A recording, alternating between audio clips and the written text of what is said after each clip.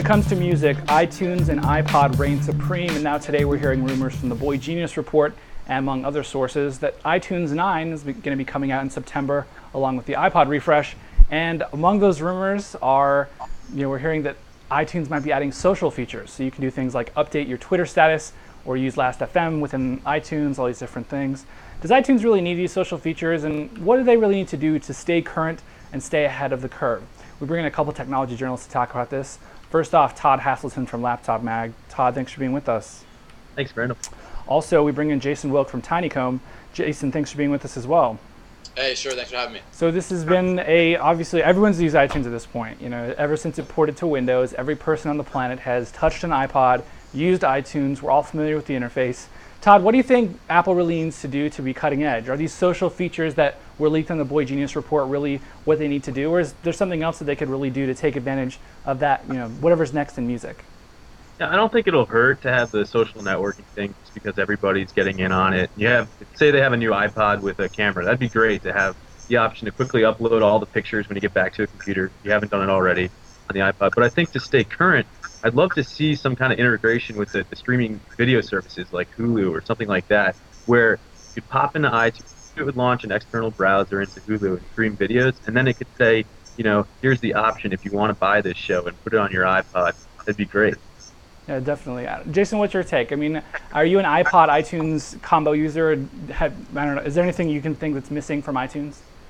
The thing with iTunes is that I used to be a big user, and now I've kind of transitioned over to completely just streaming music, and I'm using a lot of like iMeme, Last.fm, and mostly like Hype Machine type services where I'm getting popular music fed to me, and I've sort of transitioned away from my music catalog on iTunes, which has gotten really, really boring.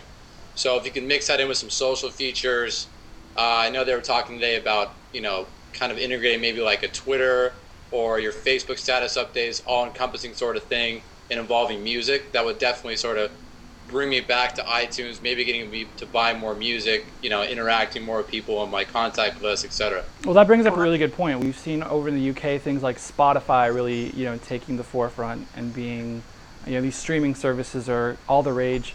Do you think, Jason, since you mentioned you're kind of using the iMeme, Last.fm, Pandora, all these different kind of streaming services, do you think that is kind of where iTunes needs to go and start heading in, a music recommendation engine other than Genius, or is, I don't know, do you think these are still two separate experiences? Well, Genius for me hasn't really been a big success. It's just kind of recommending music to me that they think I might want to buy, and I'm not a huge consumer and purchaser of music. I'm more of a guy that's out there looking for things that are trending or popular, and that's why I've sort of, like I said, using a lot of Hype Machine.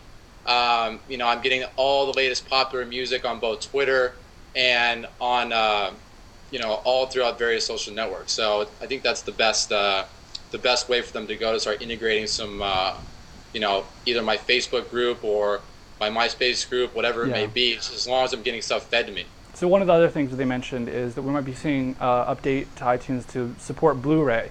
And now this, we were talking yesterday about Toshiba joining the Blu-ray Alliance. A lot of people haven't really been excited about Blu-ray. Do you think that, Todd, do you think Blu-ray is something that is necessary? Do you think people want that, disc playback? And, if it was somehow integrated into iTunes, which is kind of, that's an odd rumor, but at the same time, it's still relevant. Do you think that Blu-ray in iTunes is something that would be necessary?